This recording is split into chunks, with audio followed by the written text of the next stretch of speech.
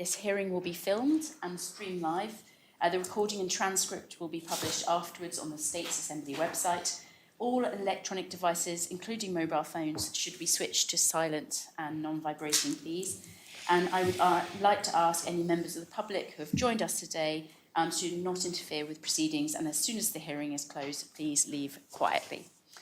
And I would like to now, for the purpose of the recording and transcript, for everybody to state their name clearly. I will start. So my name is Deputy Hilary Jeune. I'm the chair of this hearing. Deputy Tom Coles, Vice Chair. Deputy Alex Curtis, panel member. Deputy David Ward, panel member. David Johnson, Constables. And we have a long list of questions for you, Minister. And really the panel today is looking for new information. And so if you could try not to repeat from last hearings, but that we can talk about going forward and what there is new on all these different areas that we're going to cover today. And first of all, we're going to look broadly at the common strategic policy of the government. And looking for an update of progress under your remit within this area. So looking first at the delivery to plan to revitalise town, what can we expect to see delivered in 2025? Well, in a matter of days, you'll be able to see the work that's been taking place in Qtly. Hopefully you've seen the boards that are on the hoardings now that show people what is actually happening there. I sneaked a peek last week and it looks really, really good quality, so I'm really pleased with the work that's taking place there. We're in dialogue with stakeholders in the Broad Street area, and we've got an event this week to get feedback on the plans we have for that piece of work, that public realm work. So all that is taking place. We are making progress with the town youth facility. So colleagues in property holdings are working with SIPES colleagues and making progress in that area. We've got some, I'm not sure if we're going to talk about cycling later on in the hearing or not, but we've got some exciting plans around cycling which are coming to fruition in the coming weeks ahead of the summer, so that will be done before the summer. So we'll touch on that later. So there's some good progress being made. It's not, and I think yesterday you saw the prototype for the plan for town, which will be released in the coming days. We've just got a couple of technical challenges to iron out, but the plan for town tool has been developed and will be going live in 3 locations, as well as being available online, of course. And hopefully that will help people understand the work not only the government are doing, but also the plans that have been passed in St Helier for work to take place on some of the key sites. So I think it's a good opportunity for people to see work that's in train, work that's got approval, and some of that is quite exciting, I think. Thank you, Minister. And it was a question I was going to ask you later, but you touched on the youth facility. Yeah. And I know that you updated the panel in December. You sent us a letter. Are you, and you said that there are, that moving forward, but are you in particular on track to obtain a ministerial decision on the preferred site by end of Q2, so very soon? For the youth facility, yeah, most definitely. We are in detailed discussions about design and what needs to be included and not included. So there's good progress being made there, and it's good to see our department working with SIPES, and we're working with other ministers to bring that forward. So we'll know where the preferred site is very shortly. Yeah. Thank you, Minister. And we're going to focus on liquid waste management later in the hearing, but would like to first ask how you and your fellow ministers are ensuring that departmental work on new housing projects and other related work are aligned with that of other departments. Yeah, so we've got planning applications in at the moment for attenuation tanks. And I think you've had a briefing on the attenuation tanks as a panel. I recently visited one of the sites where we had a slight challenge, but we've managed to overcome that. And we're hoping that those sites will be coming to the planning committee in, I think I'm going to say May it might be April? May. So May, we hope that those will be going to that. We're also looking at whether or not there are other areas we can do something similar in a public-private partnership, because there's a lot of opportunity, we think, to utilise existing infrastructure if we can do a similar treatment. Perhaps that's the wrong choice of word, but a similar programme. And we've been approached by one of the parishes to see if we could do that, and we're looking at how that could be achieved, what kind of a licence we could issue, because clearly if we were to go down that road, we'd need to make sure that we had some kind of agreement in place that it wasn't going to damage what we've already got. And so there is a number of projects, as you said, and not just on the liquid waste, but obviously of these approved sites where there's going to be a number of a large-scale housing being developed. What extent is your responsibility and that of your department in minimising disruption to the public by coordinating projects, for example, when there's road closures or lots of digging up the road and then putting together and then digging up the road? We're in a no-win situation because we all want to see improvements in the surface of the road. We all want to see improvements in infrastructure, and nobody wants to see a road closed. Well, the things don't go together. So we have to coordinate not only ourselves with our drainage colleagues, but with the utility companies and work with the parishes to try and minimise disruption. St Saviour's Road's a good example. We'd all like to see St Saviour's Road resurfaced as soon as possible, but there are so many services that need to go underneath that road for the works that are currently underway and are proposed to get underway. It doesn't make any sense to do that work, then to undo it and start again. So what we're trying to do is communicate that a little bit better. You can go online, you can see this next 6 years resurfacing programme, which has been the case for a number of years. I didn't find that out until I became minister. And is that including the parish, like smaller lanes? So it's not just the main ones? No, so the smaller lanes are, as you say, controlled by the parishes, but they all use the traffic works system. So they're all online and put in their works as well, so that it's clear. Yeah, but you can't see 5 years ahead because very few parishes will have a programme to resurface 5 years ahead. Parishes tend to maintain their roads as and when, and then invest in resurfacing, larger resurfacing, when they have the funds to do so. They'll build up a reserve over a number of years and then invest that money in their services.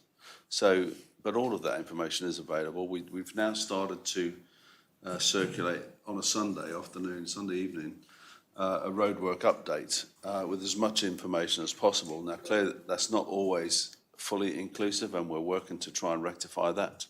Only this week on Monday afternoon, I turned left into the Rue Militaire and found there was roadworks taking place, and that wasn't on the list that I shared with parishioners of St John on Sunday evening. And we would encourage more people to share that information. Where we've got planned maintenance, but if you think of areas where there's going to be works, the major attenuation tanks are built in fields, so but we've got to get the sewage. I think this is about the wider coordination, and I think. Yeah, I just want to bring something to attention. It was in Trinity, the Trinity Village. I noticed you did a lot of work with the constable in Trinity Village about the crossings on that road to slow traffic down. Yeah. And I noticed now we actually have a big a trench from Jersey Electricity now actually lifting a lot of the stones and stuff like that, which were put down only 6 months ago. I mean, where's the coordination on that front? Well, the works in the centre of Trinity predated me, I think, just about. What happened in that particular instance was the utility company, for whatever reason, didn't follow the correct procedures. So we've been in contact with them, and they are going to lay that back to exactly the same standard as it was before. And that can be one of the issues. It's not generally a big issue with the main utilities, but there are roadworks that we don't get notified of through the system. We made a video about that. We put it out on social media, encouraging people to do that. But in the context of over 5,000 activities on the road network each year, which we coordinate, it's natural that there'll be one or two things that will go amiss. We tried to stay on top of it, and we responded within a day. So this is from like a that. communication between infrastructure and the parish, or infrastructure and the utility company? Where's the gap in? Where's the road? So in terms of sort of working from the top downwards, Yeah. there's strategic meetings where everyone talks about their plans for the future, and then it drops down into operational activities of different levels of impact. What's happened in that particular instance is, I understand, that the right notification wasn't provided, so we weren't able to comment on it and say that it was embargoed. Notification by whom? Sorry to. So the utility will request permission to work on the road. Right. And that will go to the roads authority, in this case it's a main road, so it would have come to us. Right. And it notifies various other people who may have an interest, and they have an opportunity to comment on that, but it will also flag up any embargoes on the road. In this instance, that notification wasn't made correctly, so we were unaware that the road works were taking place, which is very unusual with the main utilities. The only time that normally would happen is in emergency works, where there's a different procedure. But if you take, for instance, the type of thing that happened where you had an emergency on Clumbury, we reacted very quickly, we got all the... I'm more concerned about this regular roadworks where it's not an emergency and just that process. So there's a monthly meeting, I think it's called JURAF, which is between the utility companies, infrastructure and the parishes to try and coordinate that work. And in general, I think there's been great strides made in recent years to give pre-notice. So often you'll see signage up on the side of the road to say, warning, traffic works are going to be taking place here next month, next week. So that's pretty good. We're trying to do more with our social media. The incident you identify is an error by the utility company in the information they gave to infrastructure. We've got the ability, both as infrastructure and within parishes, to get full width reinstatement. So if you put a trench down a newly laid road, you're likely to have to reinstate the whole width of the road, not just the trench. Yeah, and that's the ability we've got. Yeah? Just to add very briefly to that, when we looked at this a few years ago and we did a review, we were certainly a leader compared to a lot of UK authorities. We also had the 11 Lane for the San Marlo area come over to have a look, and they were jealous of our system and wanted to understand more about it. So they had a visit to have a look at it. I think mainly it's also related to cost because, of course, at the end of the day, the taxpayer or those who using the utility company get the cost of having to dig up the road. And if the roads are dug up constantly, Zion's another good example where they could be more coordination because everything is a cost. So I think that's where these questions are, if that is, and it's more about not just every month, but about that long-term thinking, maybe not 5 years ahead, but if you're going to relay a surface for a year ahead, then a year Zion's later. a good example. We've got a new housing development getting built at Zion. They need all of the utilities to go in there, and they're doing that as quickly as possible. In the meantime, infrastructure are doing work from the north of the island down the main road, which will see an increase in the size of the pipes for drainage, which will help the north of the island, St John's, Trinity, Montalabé, and that's going to see significant disruption over quite an extended period of time. But we need the drains to make sure we can get more people connected to drains, not only new properties, but existing properties. And so there will be this challenge, this stress between investing in the infrastructure, as I mentioned earlier, and the disruption. What we do try to do, and I think we do pretty well, and there's significant resurfacing happening in St John's at Easter, which was planned 5 years ago, not since I've become minister, but 5 years ago. And the team met with the Roads Committee recently. They're taking out a full-page advert in 3 or 4 parish magazines, the neighbouring parishes, to explain the level of the works that are going to take place over a 2 or 3 week period. Yeah. So there is lots of planning goes into place. There's lots of work, not only with the wider community, but letter drops to people that are affected. I think Noirmore was a good example of where there was good correspondence, and I think we had very few complaints about the work at Noirmore, which was quite complex. Thank you. To just add to that, obviously, on occasion, you do have a new road surface and it's got this 5-year embargo on it, but for some reason, often good reason, someone has to come along and dig it up because of reasons that weren't foreseeable. Then there's an augmented specification for its reinstatement, so that the public doesn't have to suffer the cost of that impairment to the road surface that they've created. Thank you. Thank you for that. I think we need to move on from that. And a question I have you got any feedback to date from industry on the island construction and engineering project, so the ICE project programme, and whether it's providing certainty and support for the construction sector? The only feedback I've had is from the session I attended at the Construction Council seminar that we held. That document's evolving, so it's constantly getting updated with new information. And the feedback I've had has been positive. I dare say we'd like to do more, really. Okay, thank you. The other area of improvement within the CSP in revitalising town was the central market and fish market. What has been delivered over the course of 2024? We heard, for example, that from the IFS Assistant Minister at our previous scrutiny panel, that there was low cost and practical improvements were underway. Can you update the panel on that progress? Yeah, well, it is an area that the Assistant Minister leads on. I think the biggest progress is issuing 3-year leases to the tenants, something that the tenants have been asking for a long time. Sorry, can I just clarify this? Don't you mean 9-year leases? I beg your pardon, Yes, thank you, David. 9-year leases for the tenants, thank you for that, which is something that the tenants had been asking for. And we're looking to, we've done the work on the roof, which you'll have seen the scaffold down Halkett Place for a long time last year. So that work has happened, and we're due to meet with the market traders again in March, I think. And what's been the reaction to the new leases from tenants?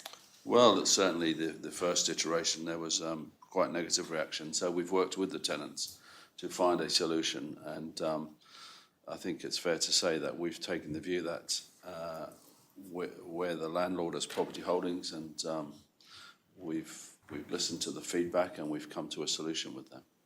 Thank you. And of course, we've just heard, some of these low-cost practical improvements to the central market and the fish market. But is there any long-term plans of significant capital projects? Well, I've seen plans which would cost up to £12 million, but I really think that we need to spend considerably less than £12 million on the markets. They need to be clean, they need to be tidy, they need to be practical. And I think of many, many other places I could spend £12 million that's needed rather than a nice to have. So yes, we need to make sure that the markets are tidy, are functional, are safe, but I don't think we need to spend £12 million on our markets personally, and that's a personal view. Other people have a different view to me, but I think if we want to maintain reasonable rent or very, very generous rents, then you're not going to get a return on a £12 million investment. So yes, and that's £12 million. That's something that the scrutiny panel, I don't think we've heard before. Are those plans coming soon for us to be able to see? They won't see the light of day if I'm Minister. Thank you, Minister. And then moving on, I guess, from that and that wider, because the central market obviously is part of the vitality and vibrancy of the town. And the Sustainable Economic Development Minister has recently published the Future Fit Retail Roadmap. So where do you align your work with the Economic Development Minister within this Future Fit Retail Roadmap? Well, we try to work together as much as possible. Clearly, we are restricted by the amount of money we've got to invest. And, if we had a money tree, then perhaps we would invest £12 million in the market. But we don't have a money tree. And if you ask me whether drains and resurfacing of roads is more important than spending £12 million on the market, I'd say yes every time. It doesn't mean to say we don't need to make the markets safe, make sure they're decorated. We need to do something with the floor of the markets because that's in need of repair. But I think we probably need to spend about £2 million rather than £12 million.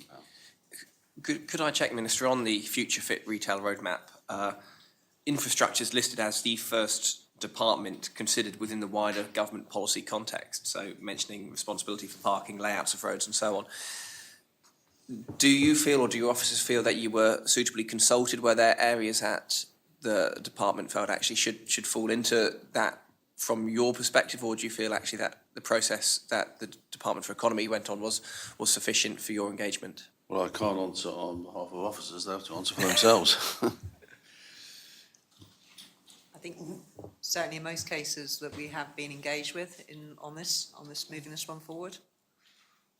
You know, the Charles Street car park is a good example of something that we've worked together, because there's now a petition where people don't want us to charge after 5 o'clock and don't want us to charge on Sundays.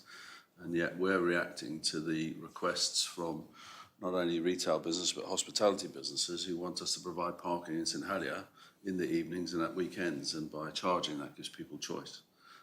So, you know, we are trying to work together. We do work together as much as we can. Thank you. And one of those, of course, is how the enhancing those public spaces to make it an exciting place to visit. And you talked a bit before about the cycling walking plans. What do you expect to be completed by the end of 2025? And does this meet your expectations?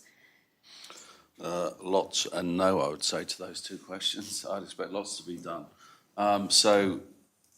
From a broader perspective, we've been working with the parishes of Grouville and St Saviour to identify wayfinding to have a safer or a good route to be able to cycle from Gorey to town. We're making steady progress with that. I think we're due to meet the roads committees again shortly, but we've been well received by those two parishes.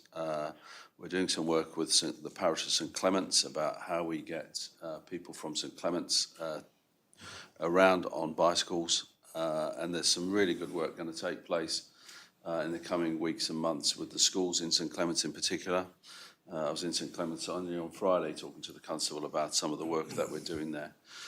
In St Helier, we're going to be providing some 70 new cycle parking spaces.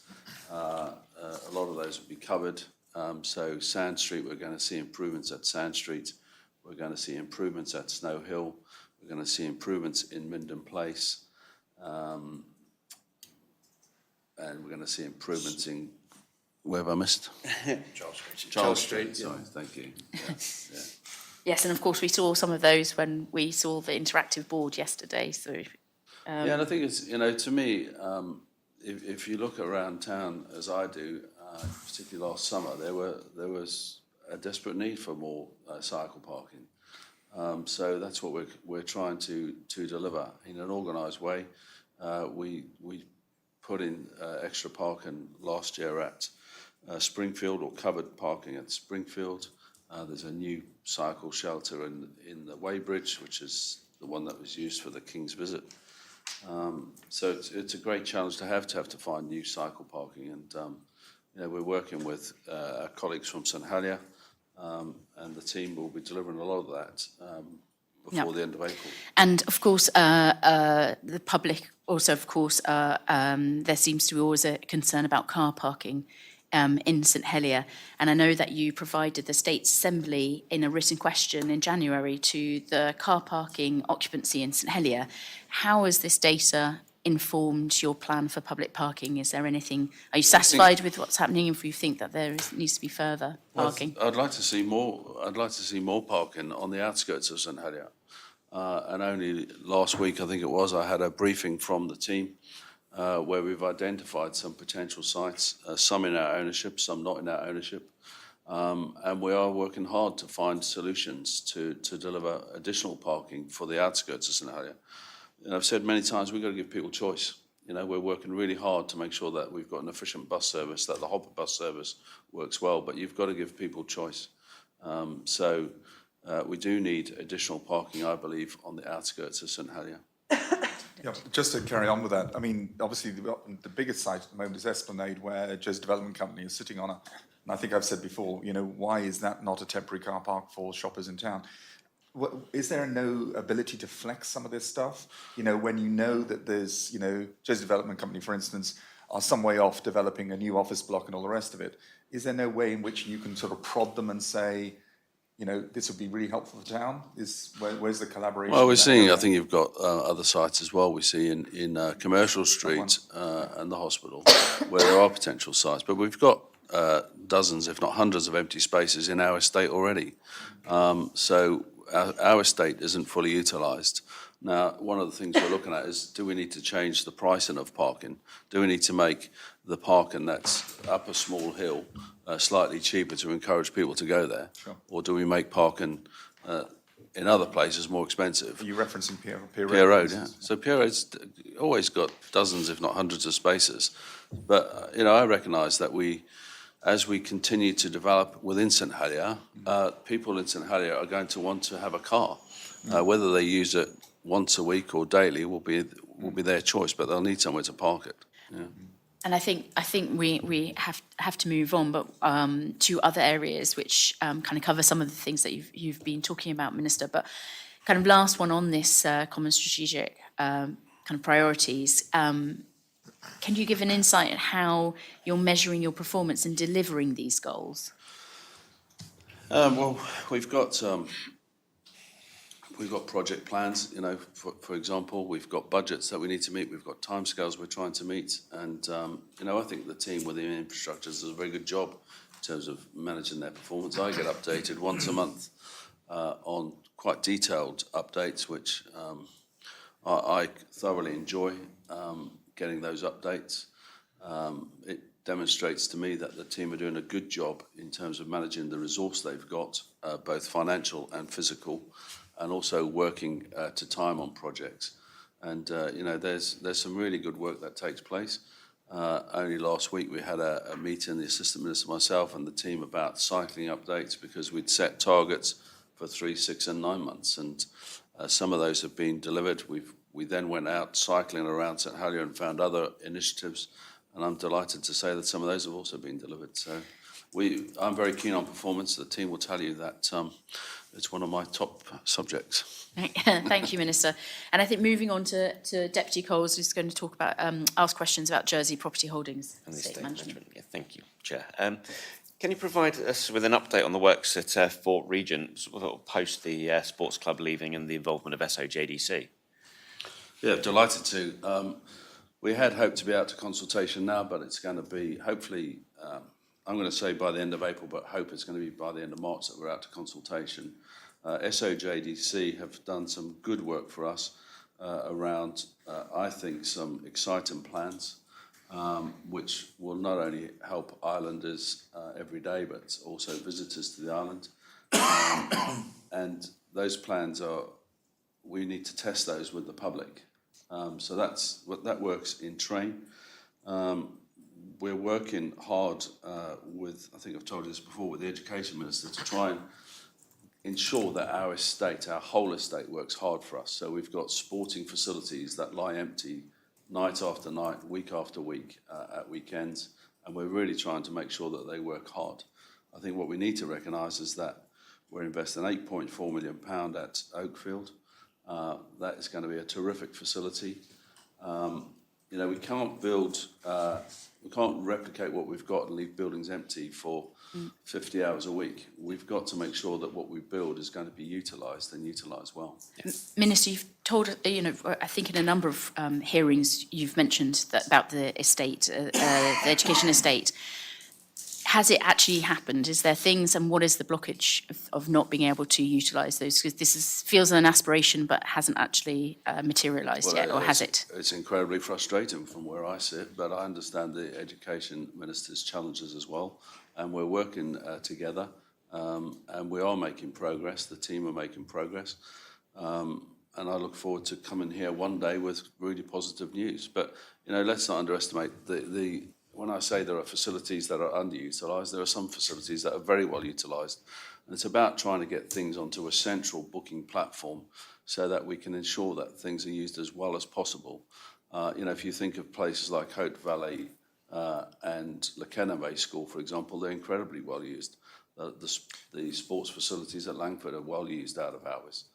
So we've just got to try and replicate that. Minister, on Fort Regent again and the plans coming forward, is there a funding source identified? Obviously, the panel secured an amendment with yourself that this would be in the budget, but I'm assuming work's on. Could you update us on that part? The work's ongoing there, and that's been the delay in the going public with the consultation, because I'm very determined to ensure not only have we got the capital, but we've got the revenue. Because far too often we build new buildings and don't maintain them. So it's vital that we've got a strong revenue stream, and that has delayed the consultation. I apologise for that, but I don't apologise for wanting to make whatever we do there viable for the long term. Just to carry on about the revenue, where's the where you say revenue? What revenue stream? What generates revenue stream for you? Well, What's your source of revenue? there'll be a number of sources of revenue to fund what happens there. That'll be a mixture of private occupiers, as we've got today. We've got a nursery that generates significant revenue. But you're renting these people out, so your revenue stream is actually going to be killed by the time you vacate the fort. What I'm just saying to you is how, if you're saying you're waiting on your revenue stream before you can make your capital investment, how are you going to make your capital investment if you don't have a revenue So stream? you need to have a business plan as to, before you make any change there, you need to have a business plan as to what is going to go into which space and what kind of return that's going to be. Now, not all of the areas will make a return. Clearly, there'll be public areas which will be free access, which won't make a return, but they'll still need to be maintained. Yeah? But we have got facilities, we are building facilities for those sports clubs. In terms of taking the occupants out of Fort Regent, that will make it quicker, it'll make it cheaper, and it'll make it safer. The nursery is able to operate because it's outside of the main building. And so we're looking to do that in a timely way.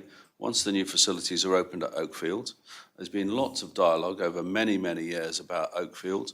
There's been lots of input. There are regular meetings. I think they happen every fortnight. I think the next one is Sorry, is can it I next just week, Alan? Can I cut in on that just very quickly? And that's about where Jersey Development Company sit in all of this, because obviously they are technically going to be the ones who are going to develop Fort Regent. They're the delivery partner for JPH. So what I'm struggling to understand here at this moment in time is where is Jersey Development Company in all of this? Because Jersey Development Company have been asked to come up with designs for the building, Okay. in conjunction with the Regeneration Steering Group. They haven't been asked to go any further than that. But do they have the capital to do this yet, or are they waiting for capital to do If they're going to be our long-term partner on the project, we'll have to deliver the capital to do that. Yeah, I don't think the capital is the issue. I think the revenue is the issue.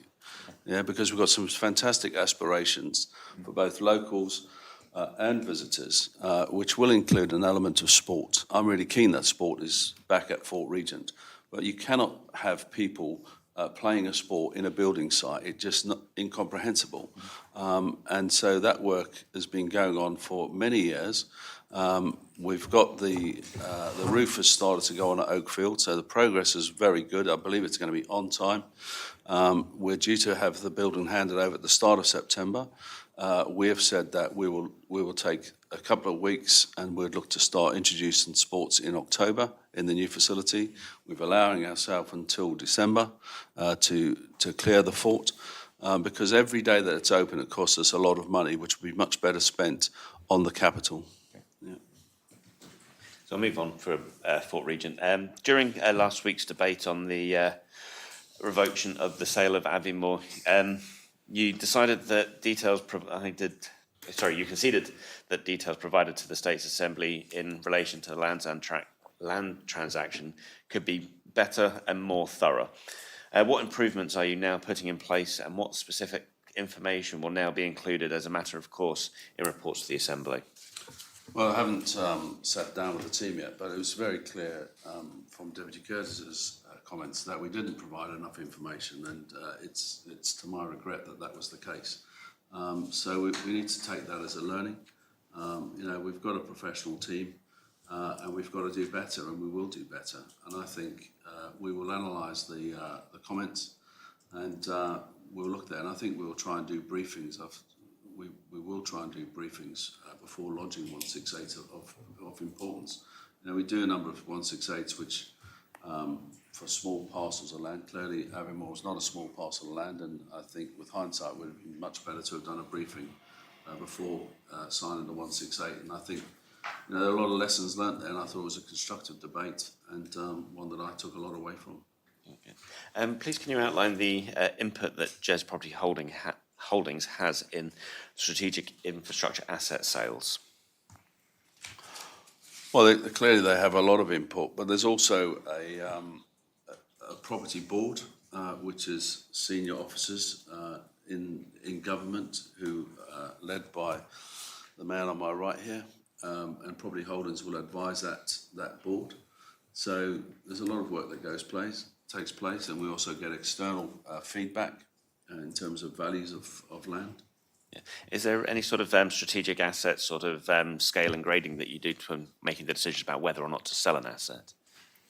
Well, we did some work last year with the state of the estate report, which is a good starting point for us. I don't know if you want to touch on that, Rob.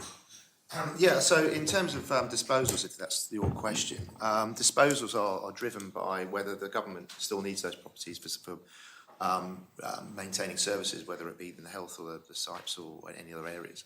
So when a property becomes surplus to requirements, such as Abbeymoor, it was no longer a health requirement, and obviously it was in the government plan as well, so it was signposted there for onward sale. Then obviously we then progress those sites on that basis. So what we're doing in our asset management plan space is we look at it across the entire estate. We're looking at the efficiency of how our assets are working to meet government services, and where they are sort of, no longer required, or they need further maintenance, or they no longer serve that purpose, then they're identified as surplus, and then obviously they can then be disposed of. That disposal route is governed by the financial directions, and clearly we've got also a disposals and acquisitions policy as well, which we've written, which directs us in terms of making sure that we kind of value that property correctly in the market. If it's directed towards a kind of commercial sale, then obviously we maximise the commercial value. If it's directed back towards more of a community asset, such as maybe going into affordable homes or other uses, then obviously that drives a different sort of dialogue in terms of the sales process. So just to answer the point, on all assets that are public assets, yes, JPH are the administering body for all of that public asset. So it's held on behalf of the public by JPH, and any decision to lease, sell, or purchase will come through the minister. Okay, but I mean, is there sort of a grading criteria? Because you might have a facility, a bad example, but Abbeymoor, it was no longer required for health, but it could be a strategic asset in another way for another department, for another use, another involvement within government. But obviously it sits in a location that might not be considered central and transport-wise. Are all these sort of different factors graded in different ways? They are. So Ralph, in his function, looks at strategic asset management planning with each service area, with each department. Clearly, they are the experts in delivering their services, and each of those services may well have a real estate or a land requirement, building requirement, whatever that may be. That has to come through their asset management plan, through to the property board, into Property Holdings, so that we can assess what the needs are that are emerging.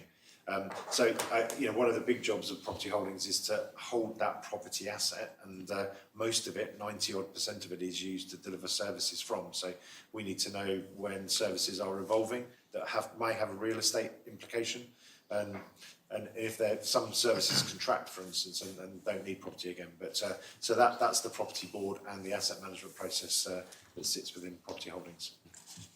I'm going to move on to the I'm going to call it the social security, the old social security area, because it obviously that includes Philip Lefevre House, Huguenot House, and the former Sounds Workshop. To what degree has Jez Property Holdings been involved in the sale of this area? Yeah, heavily. They've marketed the site through an agent, and we're currently looking at a number of options which will go back to the Regeneration Steering Group. I'm not sure if it's March or April, but shortly. So they're heavily involved in that, and we're considering a number of options for that site. You're saying there's a number. What sort of level of expressions of interest has there been as a result of the tendering process? There wasn't a high level of interest, and so it's a difficult site, I think, in terms of we looked at a number. We actually looked at a car park, but the access and exits from there weren't sufficient for car parking for a mixed development. So there's been a number of iterations looked at, but that wasn't possible. But it just demonstrates that we are looking at different sites for parking around St Helier. Minister, when we spoke in November last year about Jersey Property Holdings, you said that there were improvement opportunities that you would like to make to ensure that it was carrying out its core functions effectively. Yeah. You said that as Minister you had to work on the strategy and policy, noting your previous comments to developing service level agreements with schools. Can you elaborate on other changes to strategy and policy that you have made so far and in the process of making? Yeah, sure. So I'm pleased that all of the schools are now signed up to their service level agreements, so that's progress in itself.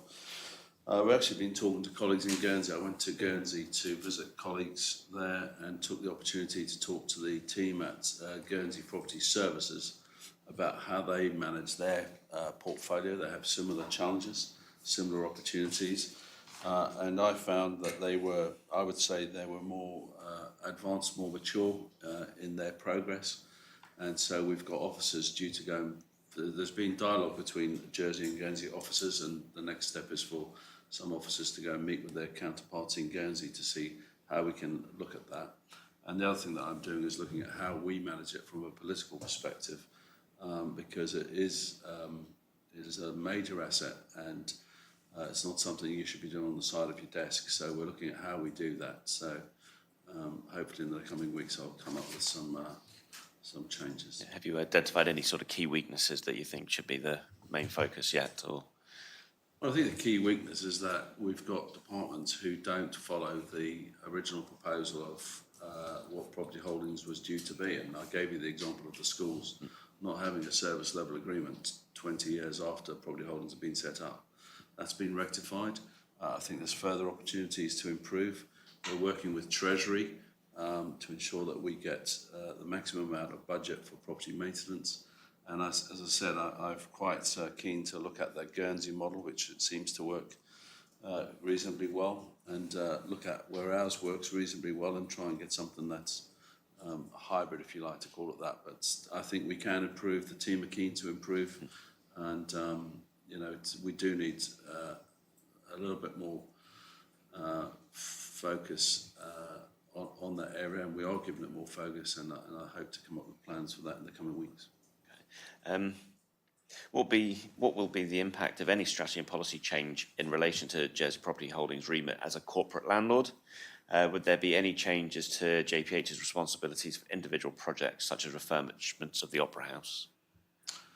Well, I think refurbishment of the Opera House, I think the Property Holdings can be very proud of what they delivered there. They delivered exactly what they were asked to do. It was delivered within budget, and it was delivered on time, if not 2 days early. The relationship there is with ESD, and again, we've got to make sure that we have a vehicle that manages the Opera House, and that there's sufficient funds going in to a sinking fund to ensure we don't have the Opera House ending up as the Opera House has done on 2 occasions already. So there's some good work going on there, and I met recently with the Economic Minister, the Treasury Minister, the Chief Minister, and I think we are making progress. I understand that shows could take place there. I've been to a cowshed in Trinity and seen some fantastic performances which have been lit and sound by local technical companies, and I see no reason why the Opera House couldn't be up and running, and the aspiration is to have an event there for Liberation. So you mentioned there about a sinking fund for the Opera House. Is that a sort of policy that might be brought forward for multiple state-owned assets to make sure their maintenance is preserved in future? Well, I think we've got to look at how we do things, and it's a real challenge for such an important building in our island that we don't allow it to get into such a state of disrepair. So there needs to be a way of funding what I'd call the regulatory maintenance, your electrical testing, your water testing, and so on and so forth. But also, it will need decoration at some time. So don't wait for it to get into a state of disrepair and then need millions or tens of millions of pounds. Make sure that you put a little bit of money away each time now. I know that's how I would work, and that's how I'm trying to get others to work as well.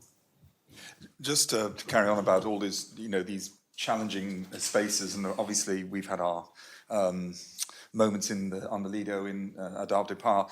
One of the issues for me is about transparency and how you know, you've fallen foul, unfortunately, of being given incorrect numbers and having to withdraw that.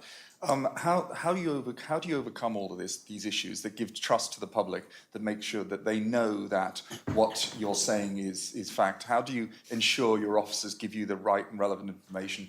How do we improve on that transparency? Well, I think there's a number of points there, isn't there? You know, I don't know what colour paint or what make of paint is getting applied next door tomorrow. I appreciate, but that's not really the point. It's not really the point. I've no intention of finding out about that. You know, I'm here to try and make a difference with policy and strategy. That's my priority. There was a mistake made. As soon as I find out that there's a mistake made, I hold my hand up. Yeah? I'm not worried about you in that way, but from your officer's perspective, how do we improve that transparency and the backup? Understand my disappointment at times, yeah. But let's remember, we've got a small team working incredibly hard. They want to do their best for this island. It's very difficult. We found out about a fire at the Lido in the States Chamber. No one had contacted us about a fire at the States Chamber, at the Lido. We found out about it on the floor of the States Chamber. So communication can always be improved with our tenants. And we're working to do that. So I think the team are very aware of the high levels of standards I expect, and they're doing their very best to do that. But, you know, take the Opera House, fantastic job by the team there. Oakfield, again, a fantastic job. But as a customer, as a deliverer for customers, if we look at what happened at St Saviour's, we had 5 changes in leadership in the mental health team during the period of that project and made incredible amount of changes to that project. In my world, the number 2, number 3, number 4, number 5 would have had to deal with what number 1 had agreed to.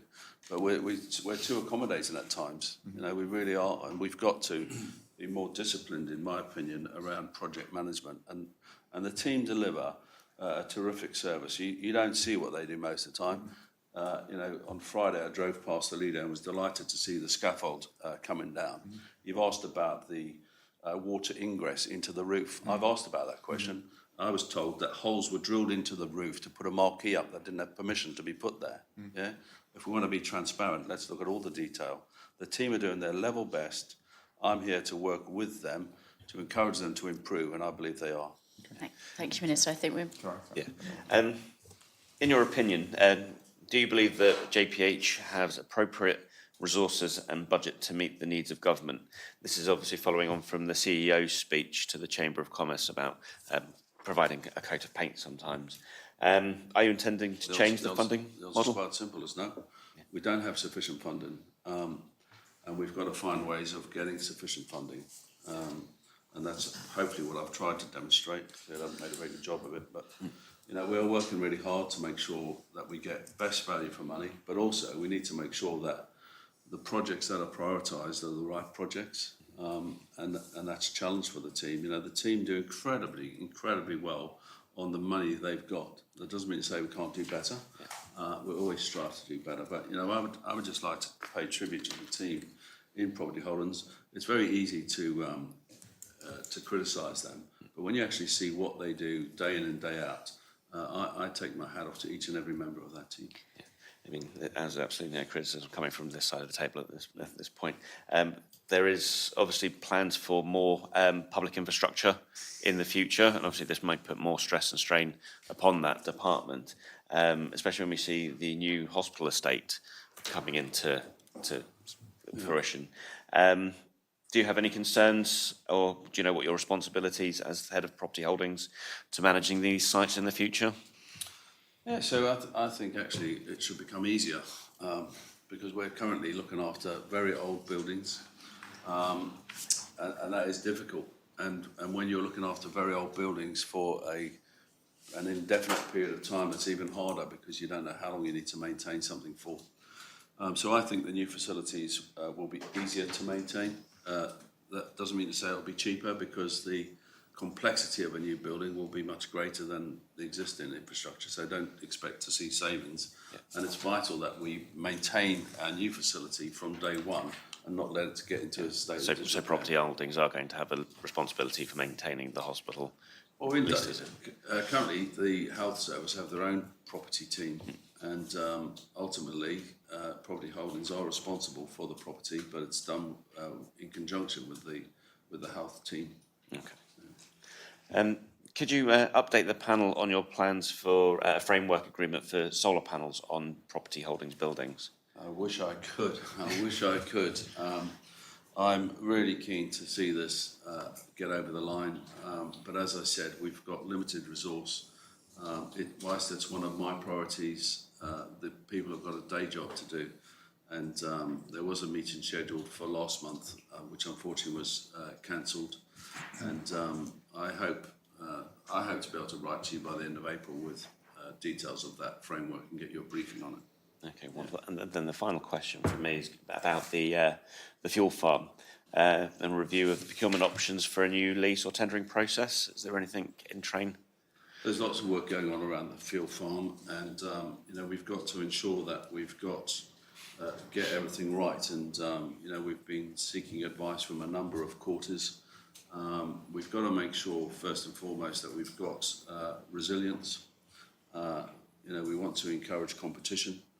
And it's an area which is very detailed, and we will be making a recommendation to the Council of Ministers in the coming months.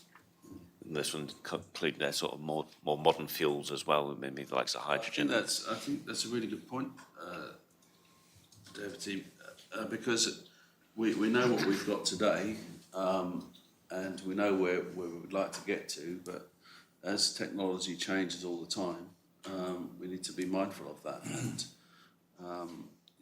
we're going to need traditional fuels for longer than any of us would hope for. And as we see technologies improve and the price of alternatives reduce, then we need to be mindful of that. Yeah. Okay. Thank you, Mr. Now head to Deputy Wall. Oh, sorry. One general Yes. question, on the general question of where JPH sits, my recollection is it was at one time within the Treasury Department, and given that Treasury is exercises the shareholder function for the likes of States of Jersey Property Development Company, I can see some merit in that. If JPH is now in its right place, and I'm not challenging that, is there some benefit in having the equivalent structures in place, like MOUs, to better define? I think that's. I think that's part of the work we're doing, David. And you need to have. We need more political oversight, whether that's a dedicated assistant minister or whether that's a small board of ministers, and that's the work that we're doing in the background. I don't think it matters where it sits. You need to have a better structure in terms of how it works. I meet the property holdings team. It was weekly, it's now fortnightly, so I get regular updates, and I can see firsthand the level of effort that they make. And we're working hard to try and streamline things where we can, but we need to make improvements, and that's what we're working very hard to try to do. I wasn't challenged at all. I just questioned you mentioned the word oversight. Yeah. That's the question. I mean, for instance, would you envisage a situation where JPH might itself become an independent company? I don't think it's mature enough to do that at the moment, with respect, because we'd be passing one problem to somebody else. So I think we've got to get it sorted before we look to do anything else with it. Okay. Yeah. Thank you, Deputy Sure, Wall. thanks. So gas law and island energy now. So the Minister for Justice and Home Affairs is due to lodge amendments to the Jersey Gas Company Jersey Law 1989. The panel's understanding of these changes is that they provide a better framework for governments' access to information about the island's gas network infrastructure. Can you outline how Island Energy currently shares information with the infrastructure team about the status of the network? I'm pleased to say there's been a significant improvement in recent months over that, and we have seen good progress made. That doesn't mean to say that we don't need to change the law, because I think we do need to change the law, but we are looking to do that in a timely fashion, and against an area that we can get you a more detailed update. But we work very closely at officer level with the team. I think Tristan mentioned earlier about the works at Snow Hill. Those works have actually been extended because they're going to take the opportunity to renew some of the mains whilst they're in the area. And rather than us reopening the road to close it in a few weeks' time, that seems folly to me. So we agreed that we would do that work. We are getting better communication. We've done a lot of work ourselves as infrastructure because we've got staff who go down in drains, and it's important that they're safe. So we've got a duty of care for everyone above the ground. We've also got a duty of care for the people below the ground. And we share the information with Island Energy when we find there are issues. And they're being much more open with us. And I think that's good progress. I'd like to see that continue. From a public reassurance perspective, it was quite interesting. I think you talk about, was it Snow Hill, where these, what they called emergency works took place? The impression being given by the term emergency work is that, oh, they've discovered something, there's a leak. I understand that word emergency is only used because of to shorten the timescale in which they can dig up the road. Is there a way of reassuring the public that that is the case? That this sort of kind of maintenance, although it may not be initially planned, it's just done to get the job done quicker. As soon as we I find, just worry about this language use. as soon as we find there's an issue with the network, they will talk to us and we'll work with them to get it repaired as quickly as possible. It's not just gas that we have issues with. Yeah. You know, but gas is particularly sensitive at the moment. Obviously, a lot of people are very nervous about that. Understand. And I'm just concerned that this terminology of using the word emergency doesn't bode well in the public domain. Well, if there's a problem that's identified, we're not going to leave it there for days and weeks. I get that. I'm just thinking that this adjective. It's urgent. It's people's safety is really, really important. I totally get that. We understand our responsibilities. If you look at Rouge Bouillon, that issue there was caused by water underneath the road, and it's people's safety is why the road is still closed. If you go and look at the building and see the size of the gap, you can see daylight, and that's grown. I get all of that. I'm just worried that we are in a situation whereby everybody is so heightenedly nervous about gas and what's going on that maybe some of that language can be softened. Yeah, sorry. If I can comment, I think if we're doing an urgent road closure, I think we use terminology such as that. As we described earlier in the hearing, there is normally a planned approach to road closures. Sure. But if something is then much quicker than planned, the word urgent or emergency comes in because effectively it is it's a lot quicker than a planned closure, if that means. So I think it's purely to demonstrate some of that. Okay. Certainly the communication between the gas company and ourselves as utility company to utility company is a lot better. The changes to the gas law effectively codify that, if I can describe it that, just to ensure that is continuing. So where we are seeing incidents, we get information about those, and where we can share information, whether it be about asset management renewal, that they have networks, we have networks, and then our operational teams will talk to each other as well. So, as I said, I'm pleased to say that actually communication is a lot better. We've got new management within the gas company, and the changes to the gas law effectively ensures that continues, despite people always change, don't they, in their roles? And if you change the law, it just ensures that joint working continues. Do the terms in terms of streetworks management predate anything with the gas company by decades? It goes back as long as I can remember. I understand. And it really refers to an unplanned activity. It might be a burst water main, it may be a sinkhole in the road. It's something like that. So there's an opportunity to provide notice to the public other than through the radio station, so it's a kind of reactive situation. Sure. But we could call it unplanned as opposed to emergency, couldn't we? It urgent works. Yes. I'm not sure if it's So actually in the law. I'll stop there. I feel like I've gone down a rubber hole. There's going to be a briefing to states members in, I think it's the 4th of April. Sure. Yeah. So I'd say, to what extent will this update provide a better basis for closing? I think I'll move on to the next question after that. Well, so storms, flooding and sea defences. Minister, you and your officers kindly provided the panel with a briefing recently on the shoreline management plan and the critical work mitigate the risk of coastal flooding.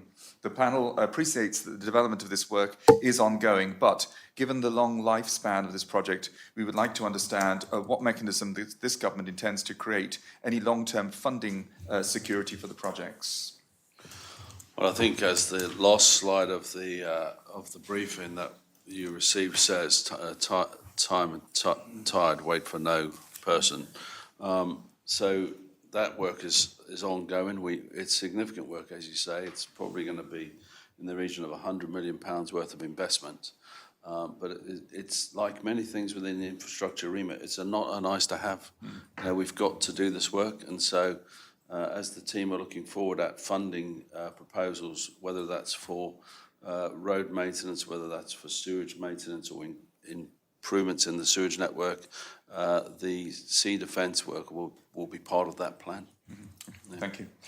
Sorry, and just on that, because the question was about the funding security for the projects. I mean, is there any specific, will we be seeing anything specific within 2025 to identify that long-term funding security, or is it just will be budget to budget negotiations? So we've got, we hope to lodge plans in the start of 2026. So we've got funds in place for this year and for next year. Yeah, and then so it'll be part of the next government plan to long-term plans. If it helps, we're also currently working with Treasury around long-term capital planning and long-term asset planning. So whilst it's right that we have a government plan with a distinct period of time and looking at budget setting, we've also got work ongoing, and we're doing some really positive work with Treasury colleagues on our outlook out to 2030, 2029, 2040 and beyond. We are responsible for a number of assets which have got a very long life. And so, yes, we do think about how long their life is, when they will need to be renewed. And so we've got a lot of data on long-term capital, which ultimately runs underneath, if you like, subsequent government plans. It will cover many government plans, and the relevant government plan of the day will effectively deliver the solution for that period of time. I've just got a question, Minister, whilst we stay on the shoreline management plan, the sea defences, as you mentioned, the panel were briefed on, which is around the form and shape of what's provided on them beyond just the funding for them. And the panel heard, obviously, as to what provision might exist within the reclaimed shoreline. My question to you and your officers is how are you looking to ensure that the consultation you run and you continue to run provides a chance for people to provide feedback during the journey? Because I think the reason I highlight this is, do you see a concern that if the process isn't correct, members or the public could raise issues and say the consultation wasn't right, and the government would feel they'd push forward with risk of the pause, which seems to be a political concern right now? So absolutely. We're doing the 3D visuals and the landscape visuals, and that will be shared with stakeholders, both internal, more importantly external stakeholders, because the work that's the 3D designs we're doing is very much based on the feedback that we've received from the people who live and work in those areas to date. So it's important we continue to take people on that journey with us, and I think it's a very good example of yet another fantastic officer in our department leading that team, who is very mindful of the impact we're going to have, and it's different things for different people. So if you've currently got, if you live where Hotel La Plage was, there's already a pathway in front of your door. But if you've got a seawall in front of your door, you're unlikely to want a pathway right there. So we're trying to get a mix that's well received, which has been well received. And so the next set of designs will show that.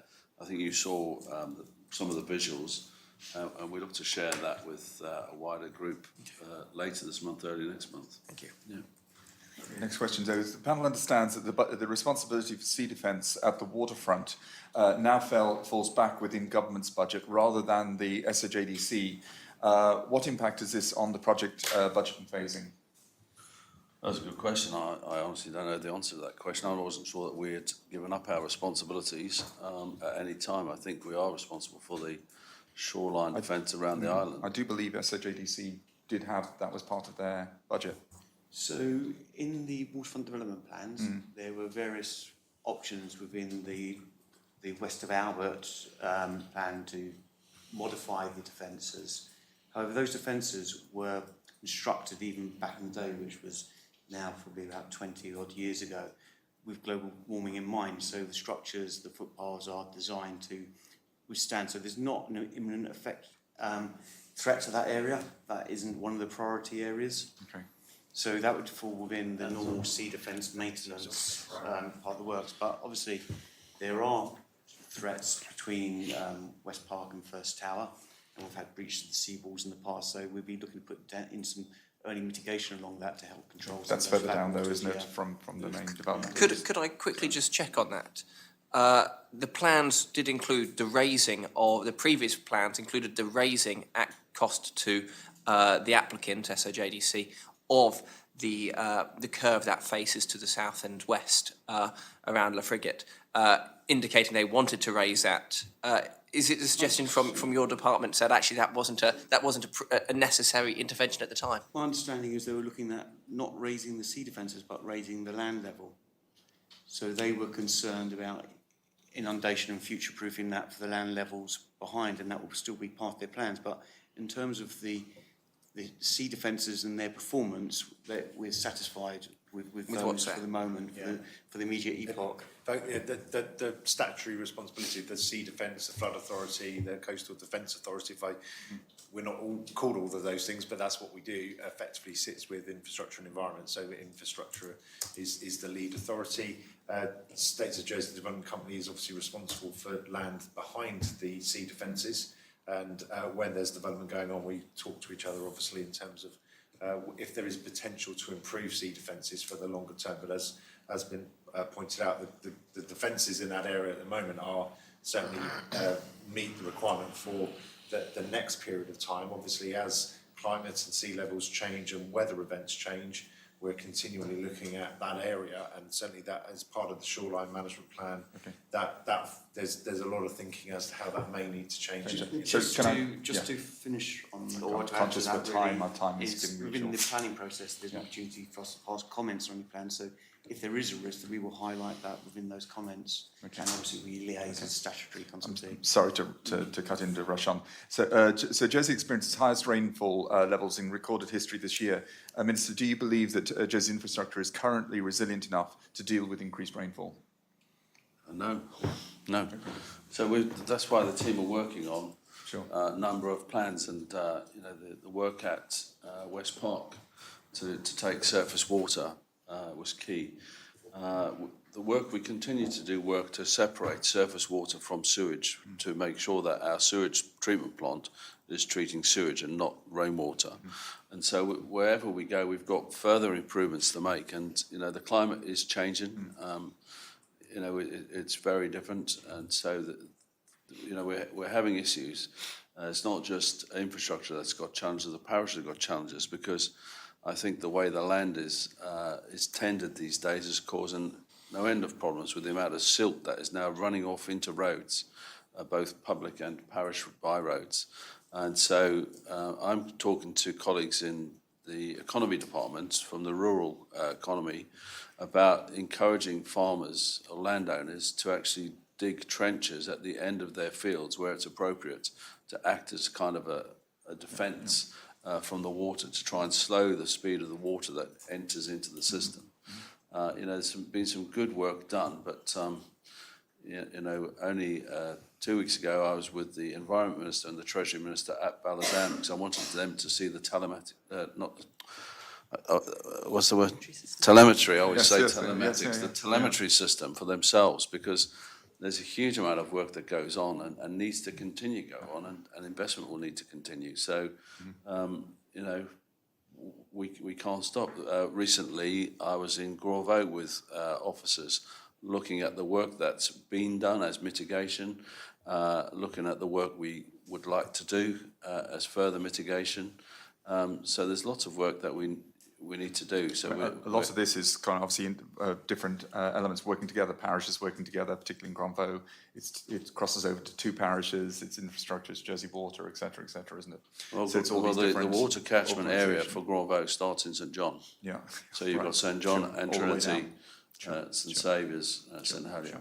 Yeah, so it's a significant area. Do you have for all these plans that we're talking about, and as you said, it's not a nice to have, but these are necessary. Do you have the funding for it? Is the budget sufficient for this year to be able to do those plans that you're talking about? There's 2 points. We need to have sufficient funding. We also need to have sufficient resource to carry out the works, and so there's that balance that we've got to try and keep aligned. So we've got the money for this year. We've got the money for next year identified, but we can't just think that it's going to stop. We're going to have to continue to, the level of the water table is so high. I've never seen it as high in my time, and that's causing problem on roads as well as potential flooding, and houses are getting flooded around the island that have never been flooded before. And it's, hopefully we can do something with some of the land, because land drains have been used for centuries in Jersey, and we need to make sure that people look after brooks and gullies. Often they go untended, which means that there's a problem builds up further up This is about upstream. communicating all of these things. So we did, in fact, in the December parish magazines, we put an article in. Next autumn, I'm expecting us to put a much better article in with images, and just remind people of their responsibilities as landowners to how they can help us. People clearing drains, clearing gutters to make sure water flows is really helpful. Absolutely. Yeah. Okay, I'm going to stop there. I've got a few other questions, but I'll pass it over to Qtly on liquid waste. These questions. Yes, very good. Yes, Minister, can you recap both the panel and the public which elements of the bridging liquid waste strategy were implemented last year, and whether any of the projects intended for completion in 2024 remain outstanding? So last year we finished the sewage treatment works is fully operational. That's working really well. I think you've been to see that. We did the work at First Tower, which was necessary. We've still got further work to do at First Tower, particularly on the road actually, because people get soaked because there's always pooling of water on the road there, and we're planning to do that. The planning work made good progress in terms of for those attenuation tanks that we spoke about earlier. So that was good progress, and the applications were lodged last year. The Bonwy sewage treatment plant, the replacement there to make it a pumping station rather than treating the sewage and then putting it out to sea. That's made good progress. And that work will be completed later this year. But the transformation from a treatment work to a pumping station, that work was completed. And lots of exploratory work on the West Hill network and the St Peter upgrades, not only on the attenuation tank but the networks. That all took place last year. Yeah. Thank you for that. Leading on from that, what are your key priorities for the current year? Yeah, sorry, I should have also mentioned the West Park surface water separation and outfall. That was completed last year. We're just currently, on that project, we're just going through the defects list, which is not unusual with the contractor, but that's making good progress. So the priorities for this year is to try and get these applications that we've got in planning at the moment passed. They really do mean so much in terms of unlocking housing developments. We've had a number of questions about them, and hopefully we've answered those questions. We've got a public briefing session in St Peter's soon. Later this month. Following a request from the Constable of St Peter, he's asked for a public a briefing to be done. So that work's taking place. And we continue to look at what we do for the future, and how we fund those works. So that's where the priorities are. And how does all this compare with your ambition which you had last February? Well, I think good progress is being made. I'm really pleased that you'd be surprised at the level of effort I was on the phone to the man on my right at 10 o'clock one night recently when we had heavy rain. And I know the phone calls didn't stop at 10 o'clock, and the team were working throughout the night, making sure that we didn't have an event in Granvaux. And there was terrific cooperation between all departments and Jersey Water. But we mustn't underestimate the effort of people, because it's fantastic. That's their day job, and this is, we want to do more, but let's recognise the great work and the biosolids. Have I got that right? That work was completed a couple of weeks late, but on budget, and that's now working well. So some terrific work going on, and I'm really pleased with the progress. Yes, we'd like to do more, but I'm realistic. I'm sure the panel do recognise the progress, and thanks for that. Yeah. At the last hearing, it came clear that whilst it was your ambition to have a policy on a new funding mechanism for liquid waste, this required the relocation of office resource from other policy projects. Has that reprioritisation happened? Not yet. I think Andy said earlier about the work that's taken place at senior officer level, trying to get cooperation between departments around our major capital expenditure. We often talk about the health and education, but if your sewage network isn't working, then don't worry about your health and your education. So it's really vital, and we are doing what we can to raise the profile of the importance of infrastructure. Within the Council of Ministers? Within the Council of Ministers, I think many people around the table understand that, and we also do stuff with the public. We try and encourage the public to come and see what we do, because we just don't think about it, and it's terrific the work that happens each and every day, 24/7. We try and engage with people of all ages, both with liquid waste and solid waste.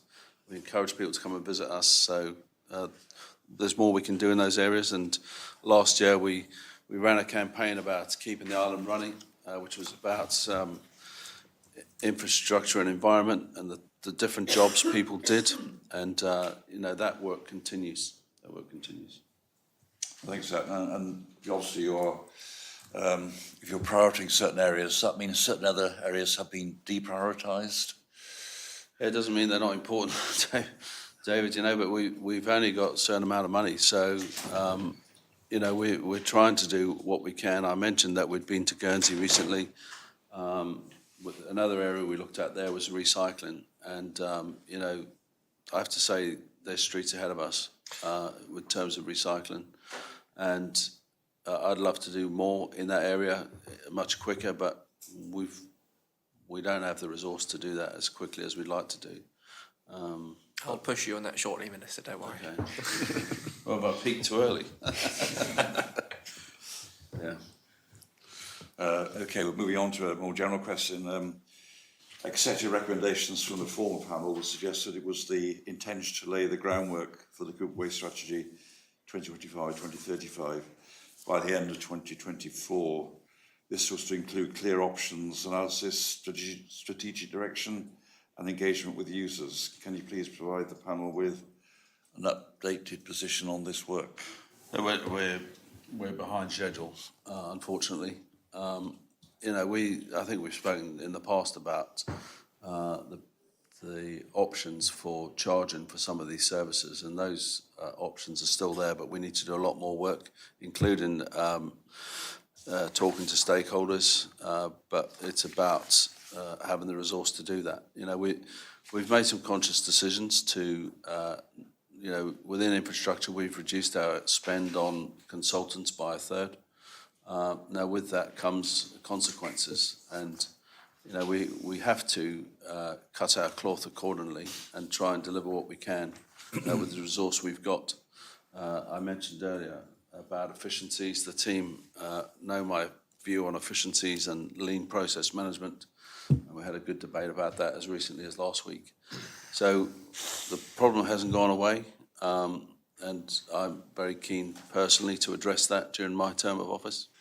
As far as you're concerned, Miss, I accept you see it as a legislative priority. I mean, is that the basic problem, that you have to convince Com as a whole that? Well, we've got, Should be a priority. we've got many competing priorities, and I think we discussed yesterday at the Council of Ministers those competing priorities, and I'm not sure if it's the next Council of Ministers meeting or the one after that, we're going to have a review of those priorities as a group. Okay. I'd like to just maybe, Minister, push you a bit more on this, because of course we've talked about, and you've made a very good case this morning about really the importance of infrastructure that underlines everything. If you don't have a good waste system, then you can't. Education and health, housing on top doesn't work. The island won't work without these good.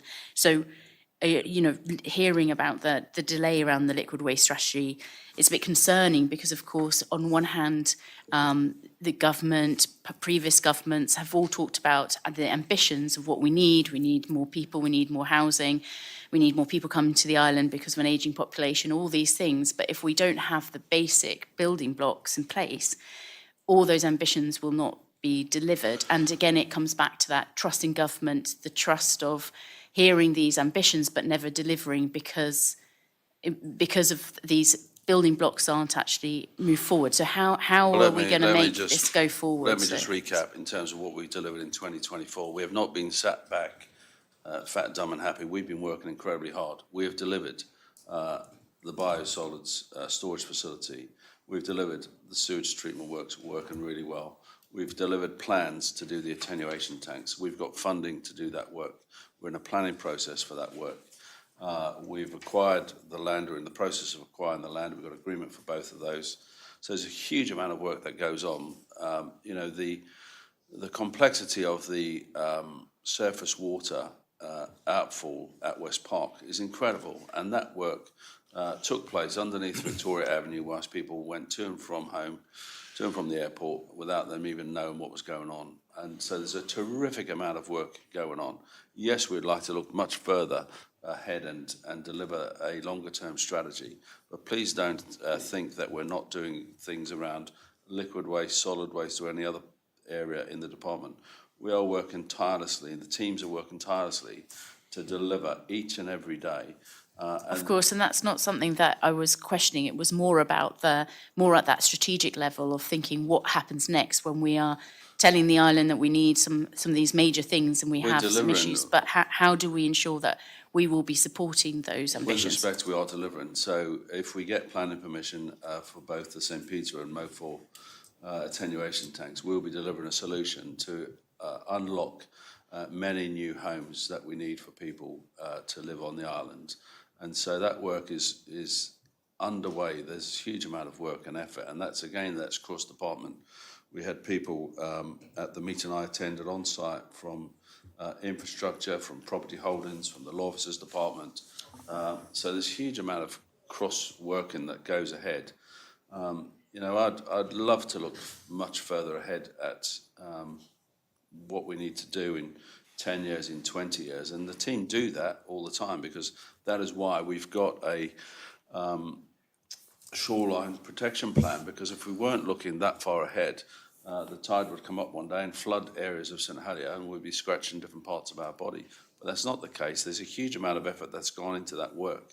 And the same can be said with the sewage treatment works. The sewage treatment works is built for a population of up to 140,000. Whether it's ever needed at capacity, I don't know. But, we have put in place long-term solutions to things. What we don't have is where we're headed in the next 10 years. But we are working hard on that. Thank you, Minister. Well, just going back to your earlier comment,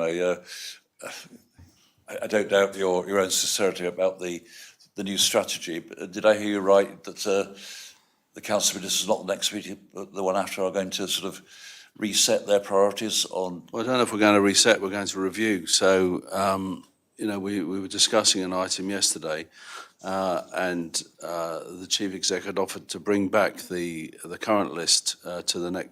I don't think it's next week. I think it's the following meeting. Okay. So we can have a look at that, and I will be banging the drum as loud as I can for infrastructure. Don't doubt it, and thank you for that. Okay. Thank you, Conatab. Moving on to Deputy. Okay. Thank you, Minister. We're going to stay on waste, this time solid waste and recycling.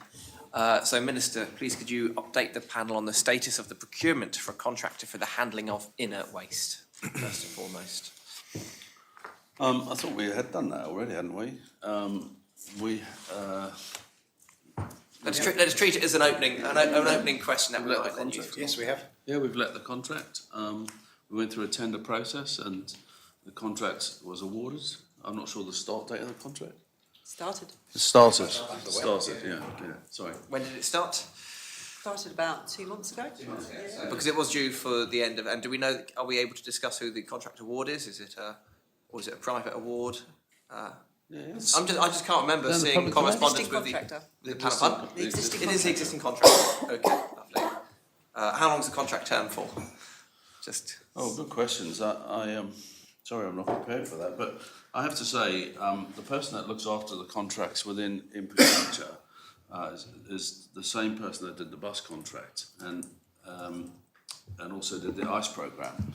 And I have every confidence in their integrity, in their professionalism, and perhaps we can get you a briefing on that. I apologise, we did that 2 months ago, so No, Minister, I'm just trying to remember here if we'd obviously probed what this other members had in the States, and I don't remember the panel receiving necessarily the same correspondence following. Okay. Our last letters, I remember we did ask for an update. We heard that we were in the final throes of appointments, and I just don't remember.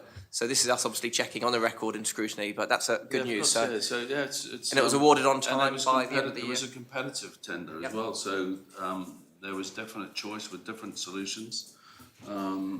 And the team came to me and made their recommendation, which I was happy to support. Brilliant. I think the panel would appreciate a briefing on more information. Part of the tender was looking at the recycling, and we know the current provider who's got this again clearly will be performing that, but if any new changes have occurred as part of how you secured best value and best outcome for the islander, we'd like to hear that as a panel. I'm told I've got to stop apologising, but we'll sort that out. Okay. Yeah.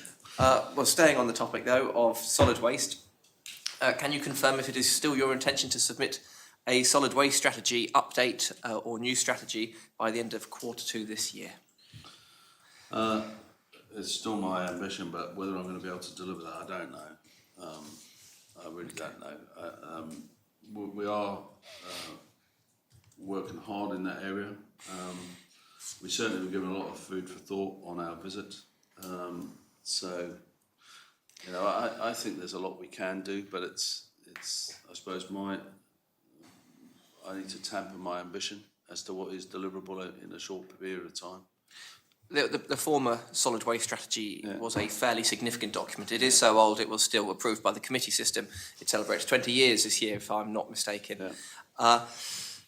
I don't, given the short timeframes that were initially aimed for as recently as the 12th of December when you wrote to us saying you aimed for Q2, are we expecting public consultation on the contents given it is wider ranging? Yes, I would expect to consult. Is there an update? We're looking at approvals, certainly maybe push back slightly from Q2, Q3, Q4 of this year.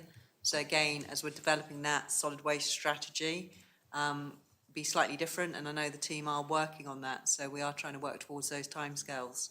Will the strategy cover all the same breadth or even more than the former or the original 2005? I note, of course, the original strategy was very much right on the back of waste management laws in 2005 and predicted, for example, that the disposal of solid hazardous waste could be handled in secure pits in the short term. And of course, 20 years normally in capital is not the short term. So will hazardous waste and will these areas all feature? I think all the waste streams that were in the existing solid waste strategy have to feature because we need to know what the options are for the island in the longer term. And with the Minister as part of the development of that strategy, there will be wider consultation on that side. So we're currently talking to garages about disposal of electric vehicles because that's something that wouldn't have been in the plan 20 years ago, but we need to give that a lot of thought. Yeah. And so I wrote to local garages in the last couple of weeks about some of the challenges and some of the opportunities in that area. So no doubt that the strategy will include new waste streams, but we will have to include the waste streams, as Ellen has said, that were included in the original report.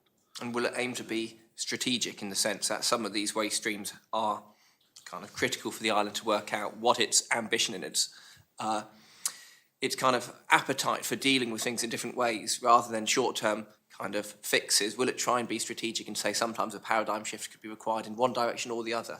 I think one of our challenges has been, part of, we started this off this morning talking about the CSP. One of the ambitions was to ensure that we didn't increase charges because of the cost of living challenges we've had.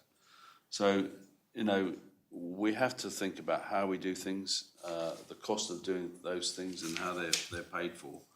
Can we get an update, Ellen, to the team? Yeah, we'll get you an update as to where we are. I think the key thing for waste arisings will always arise. Clearly, different waste arise. We need to, it starts with education about how much waste we all create. We are the waste disposal authority, effectively. Big question for our strategy is whether we dispose and treat on island or whether that's something we do here or not do here. So that's something the strategy is going to have to look at in the future. I will move on, but before I do, you mentioned education. Is that the only route that you see the strategy can deal with? Of course, if you didn't want an arising of a certain type, I presume the strategy could start to look at whether you would need a legislative programme or a regulation. And I think, again, hazardous waste could be an example of that. So are you only considering education or are you considering different regulatory models for... We're not limiting our thoughts to education. Not limiting your thoughts. Okay, brilliant. We've got to think wider than that. Okay. I will touch back onto your trip to Guernsey, Minister, and the views that you shared. Obviously, that Jersey's recycling rate lagged significantly behind that of Guernsey's. And you mentioned one means of increasing recycling would be to require a framework for collection services and investment in processing facilities. But for that to be robust, that would likely require regulation. Is it your intention to provide this regulation alongside plans for a unified framework? Well, I think you have to give credit where credit's due, and I think Guernsey have done a super job with the work they've done there over quite a period of time, and it was really interesting to talk to both politicians and officers who had been involved in the programme for a long period of time. And to watch the process in action was also really interesting. The amount of food waste that they collect, I'm sure it's reduced the amount that people purchase. And, once a month I put on my social media about reduce, reuse and recycle, because it's not all about recycling. If you reduce what people purchase in the first place, then you reduce the waste at the end. And I think talking to colleagues in Guernsey, they were explaining to me how it had changed people's purchasing habits because they realised the amount of food waste they generated as a household. So we've really got to look not only at Guernsey but in other jurisdictions as to how they've been successful, why were they successful, and I think it is a combination of carrot and stick. We've got to find ways of encouraging people. We still have, sadly, 3 parishes that don't do curbside recycling, and I think that's not through a lack of trying. It's a lack of supplies in the market. But we look in St John currently at how we collect waste. It's expensive. It's very expensive. The frequency we collect waste. So all of that needs to be considered in a strategy. So looking at that strategy and kind of the initial direction you're setting for recycling, in December you stated that the future framework for the island's service provision would likely still be kept at a parochial level, with government setting its high-level requirements. The panel would like to really know, why has this framework been chosen and what do you see as the advantages of this kind of direction? Well, in my experience, there's efficiency in terms of, I foresee some parishes working together in like a cooperative, but I think we've seen many examples where jurisdictions have sent out their waste collection to the private sector to save money initially, and in the long term it's cost additional money.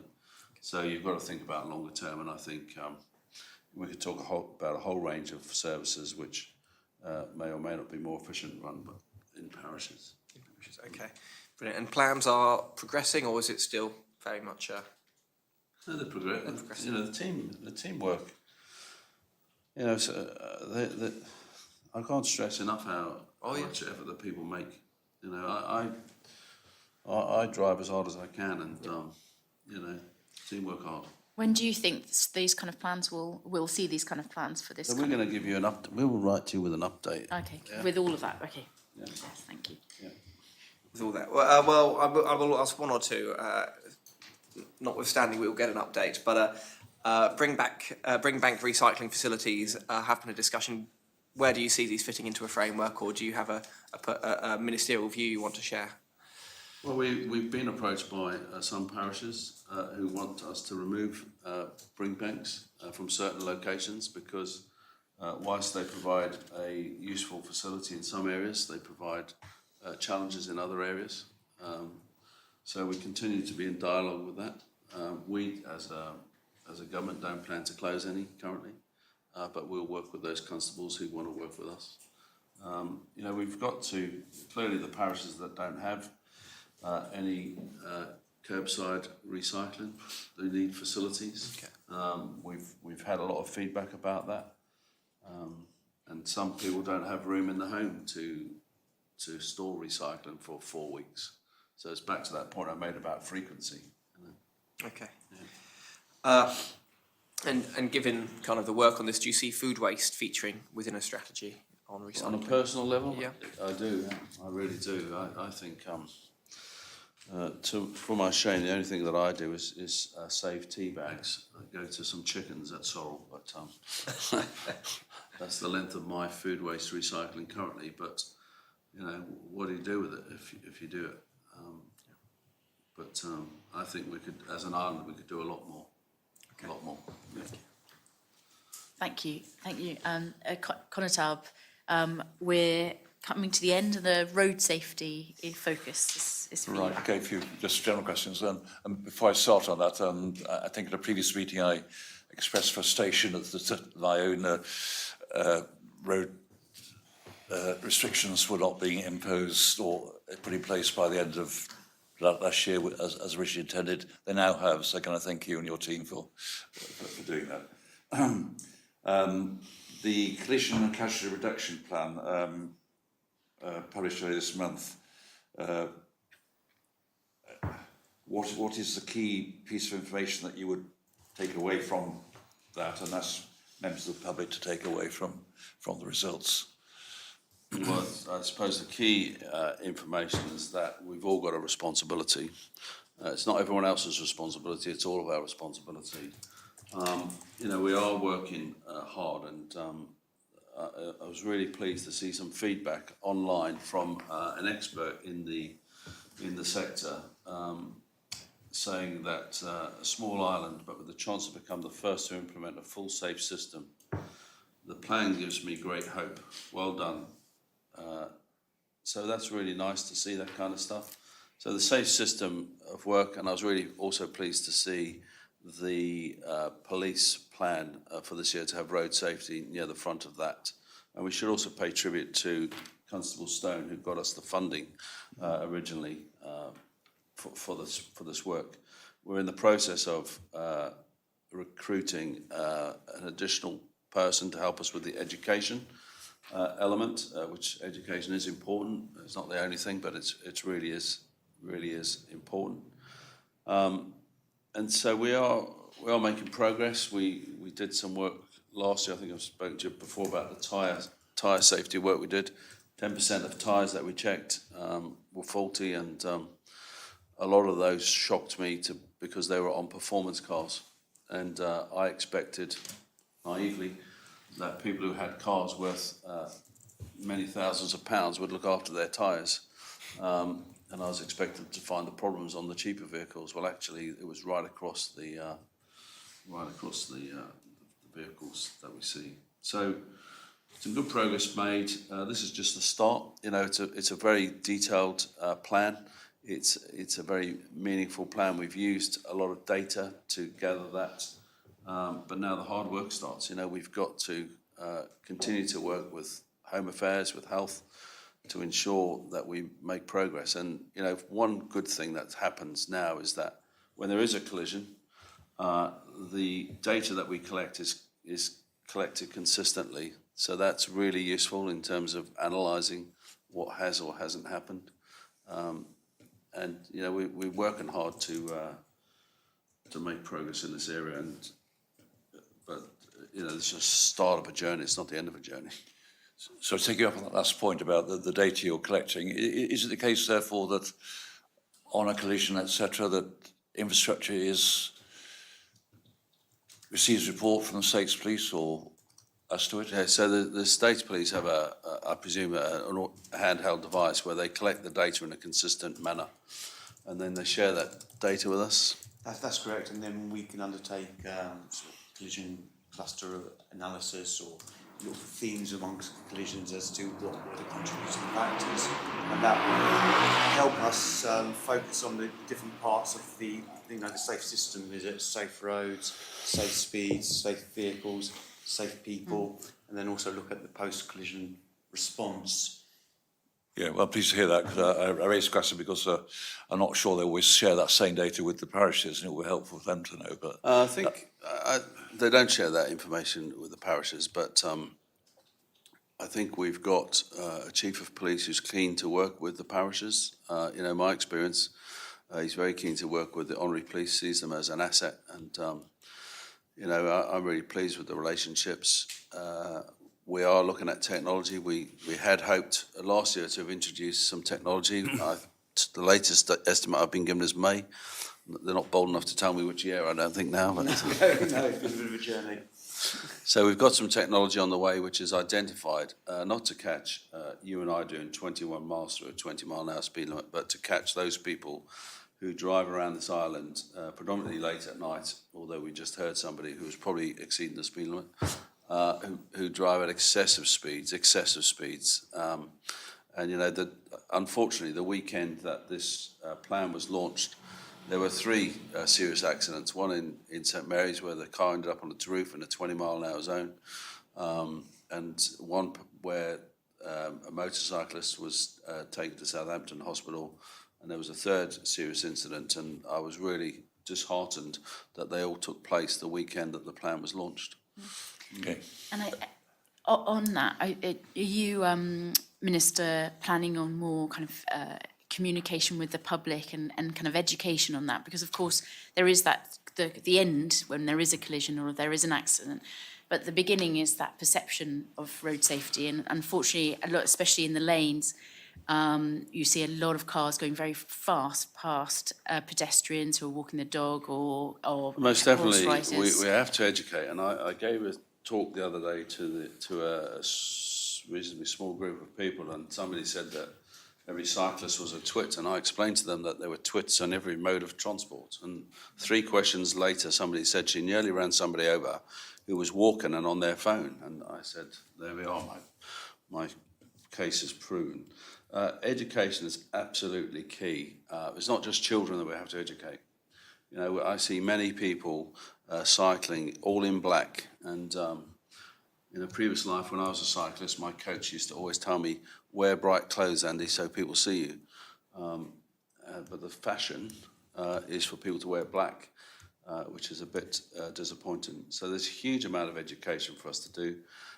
We are working with both the State Police and the Honorary Police and other key stakeholders to get that message out there. And I envisage us, now that the plan is in place, for us now to start really ramping up the visibility of those efforts. Yeah. Sorry, I don't want to pursue it too hard, but one of those accidents you mentioned, I understand the Honorary Police have not yet had any sort of report on it, and what I'm saying is that... So that would be a police matter, Home Affairs matter, rather than an infrastructure matter. But you wouldn't feel inclined to, any information coming to you, you don't sift it to pass on to the parishes? No, we don't. I don't think we get information by incident. Okay, I'll pursue it another way. So we would, that to me would be a Home Affairs question. Yep, okay. I think it'd be right in saying that, Tristan. I'll leave it at that. The database contains a sanitised form of the police accident database. We do receive it. I'm not sure it's exactly in real time, but relatively, we don't get every detail. We don't get the details of the people, etc., because obviously that's subject to a judicial process often. The police are the best people to start with, but we can look at sites on behalf of parishes. The software itself is quite sophisticated, so you do need someone who's dedicated and using that familiar with that software to use that. So it wouldn't be a case of providing the system to the parish, I don't think. I think it would be a bit... Shoot elsewhere, I think. So going back to the general casualty reduction, you did say you were getting or trying to recruit a support officer. Yeah, that's... Has that happened, or where are we in that? It's I don't think the advert's out, but it's virtually there for that part of it. So education is absolutely key. We've got a team of 2 at the moment, and so we need more resource to actually get that message out. And the important thing to remember this is it's about collaboration. While the Minister is leading on this, this is about coordinating across government, because education's got their place to play, the health, everyone's got a role to play. We can't do it alone. The cost of changing our roads would be prohibitive, and the actual constrained nature of our roads will obviously often wouldn't allow it. So it is about changing behaviour, changing people's culture and understanding how they should behave on the roads. Okay, and my final question really was what was on e-scooters, I mean, which you made an announcement recently. Could you just remind us of... E-scooters are illegal in Jersey to be ridden on the highway or any public area, so it's illegal to ride an e-scooter around Lakena playing fields, for example, and that remains the case. Okay, I'll leave it at that. Thank you. Thank you, Minister. And finally, we're just going to focus a little bit on youth facilities. And I know at the beginning we actually talked about the St Helier Youth Facility, but the next area that's really pertinent is the skate park for St Helier. Yeah. Could you provide information on the scale of the development? Explain. Is it adequate for St Helier, or is there the plans to expand it? Where are we at, etc. So, is it adequate for St Helier? I think it is adequate for St Helier. We've got the largest skate park in Great Britain at Lakena Bay, so we don't need to replicate that in any other parish.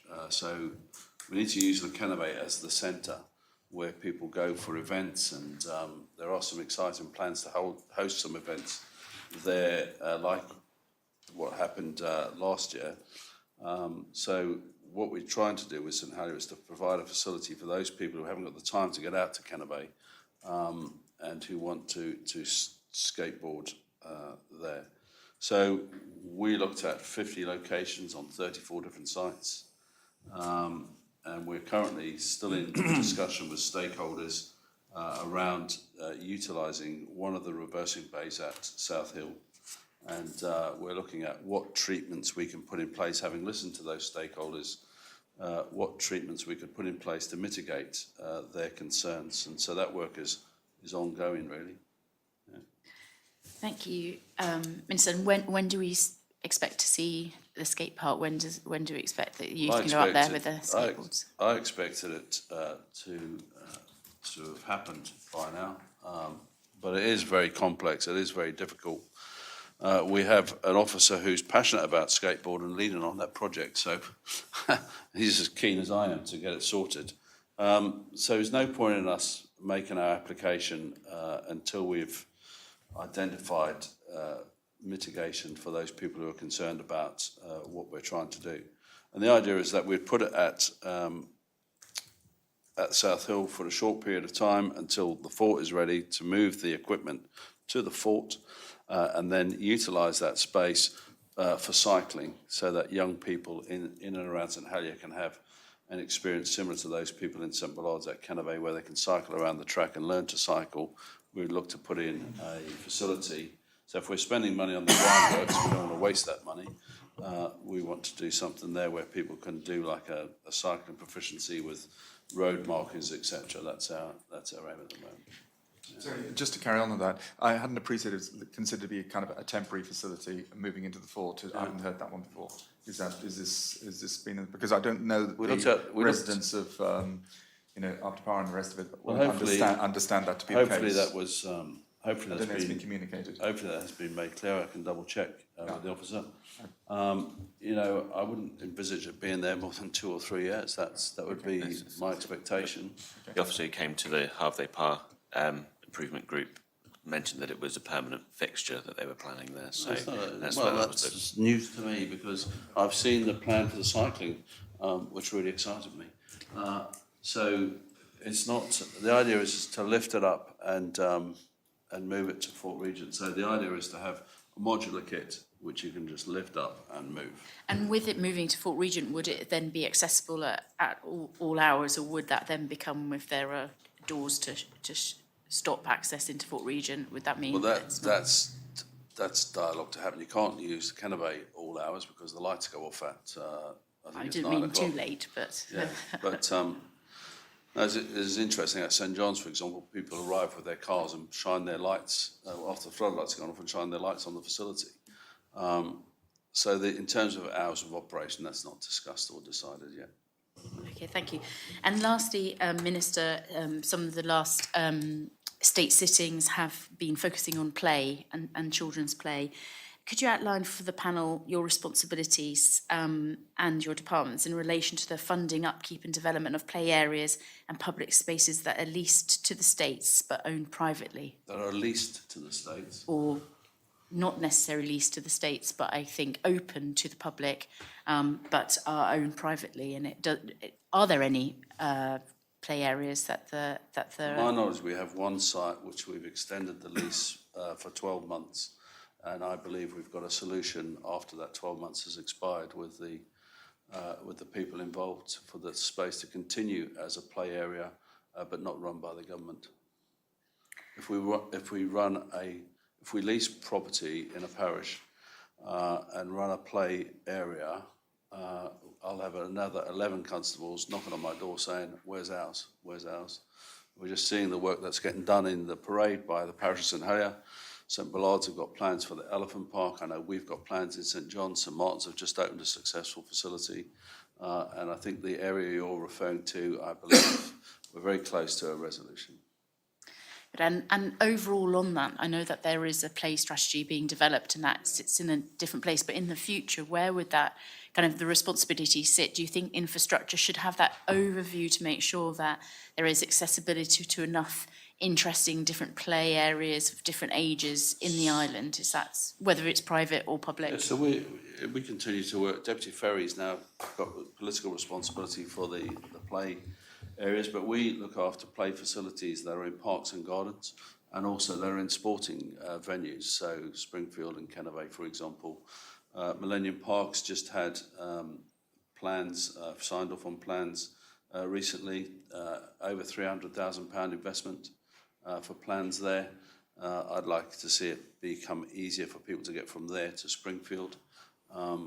You've got to cross several roads. But that work is, that contract is let and the work is due to begin in May. So it should be done in time for the summer holidays. There are a couple of serviceable pieces of kit at Millennium that we're going to move. We plan to move to Springfield so that we get the good use out of that. I mentioned earlier in this hearing that I was in St Clement's last week talking about cycling, but we were also talking about play.